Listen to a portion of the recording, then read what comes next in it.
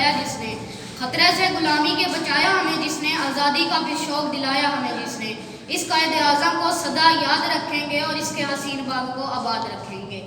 بسم اللہ الرحمن الرحیم، ایاک نعبد و ایاک نستعین۔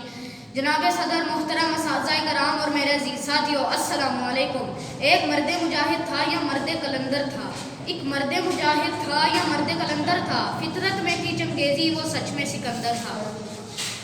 آیا جب وہ دنیا میں گمنام خزانہ تھا، آیا جب وہ دنیا میں گمنام خزانہ تھا، ساحل ہے دیا جس نے، وہ تو خود سمندر تھا۔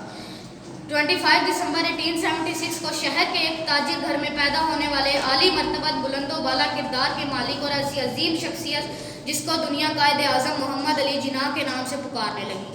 محمد علی نام پانے والے جناح خاندان کے چشم و چراغ اور لافانی جدوجہد سے ایک ملک عظیم کی بنیاد رکھنے والے قائد اعظم، جب یہ تمام پہلو ایک نام میں یکجا ہوئے تو بنی نوع انسان نے اسے قائد اعظم محمد علی جناح پکارا۔ قائد اعظم ایک بہادر شخصیت کے مالک تھے، کوئی بھی کام بزور تلوار کی بجائے بزور قلم کرنے پر یقین رکھتے تھے، اپنے ہر موقف پر ایسے بے مثال دلائل پیش کرتے کہ سننے والے لاجواب رہ جاتے۔ قائد اعظم نے برِ صغیر پاک و ہند کے مسلمانوں کے اوپر ظلم کو بہت زیادہ محسوس کیا اور اپنے اندر ایک عزم پالا کہ اس بے بس قوم کو ظلم کے شکنجے سے نکالنے کے لیے جو بھی ہوا وہ کریں گے، لہٰذا ہمت کرے انسان تو کیا ہو نہیں سکتا کی مثال ایک لگاتار کوشش اور انتھک محنت کی۔ جزاک اللہ۔